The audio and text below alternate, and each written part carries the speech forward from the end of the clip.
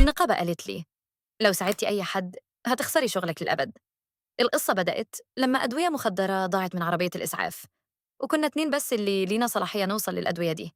أنا وزميلي أنكرنا، بس هو بيشتغل من 11 سنة، أما أنا فبشتغل من 3 سنين بس.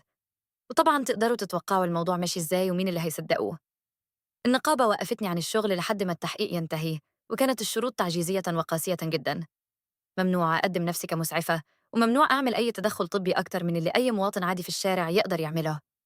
مندوب النقابة قالها لي لو حطيتي جهاز ضغط على إيد حد في الشارع واتبلغ عنك أنت كده انتهيتي للأبد، خليكي مواطنة عادية. لحد ما جه يوم سبت، كنت في الساحل أنا وعيلتي رايحين نصيف زي كل الناس. كنت قاعدة بتفرج على لينا بنتي وهي بتسبح، وكنت ملاحظة إن مفيش منقذ للمسبح ده. عشان كده أول ما سمعت الصرخة فهمت إيه اللي حصل.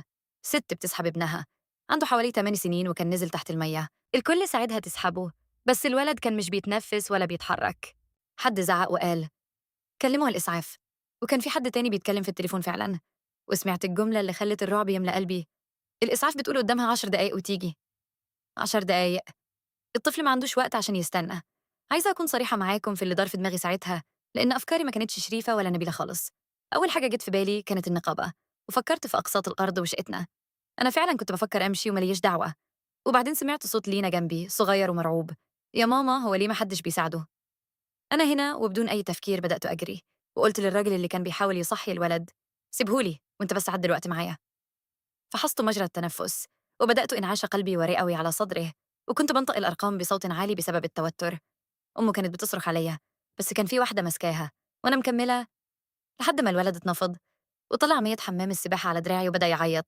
الإسعاف بعدها جت وأخدته على المستشفى وحالته استقرت، بس في اتنين في المسبح صوروا كل حاجة. وفي خلال يوم واحد الموضوع وصل للنقابة. ما تعرفش هو مفيش فاسدين في البلد غيري ولا إيه؟ محامي النقابة كلمني وسكت فترة طويلة على التليفون، وبعدين قال على كل الحالات كانوا ناويين يرفدوكي، فدي أفضل طريقة تمشي بيها. جلسة الاستماع كانت بعد 9 أيام.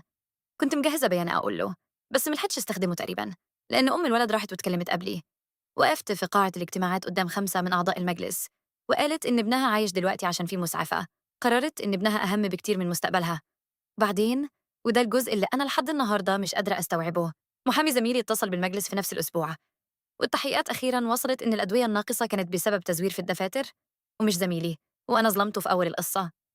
طبعاً رجعت بشكل كامل للشغل، ومسحوا السجل تماماً ونظفوا اسمي، ورئيس المجلس جه وسلم عليا. نزلت شغل يوم الثلاثاء. لينا لزقت لي رسمة جوه شنطة الإسعاف بتاعتي، رسمة فيها أنا في المسبح، وفوقيها بخط طفل عندها 6 سنين. ماما بتساعد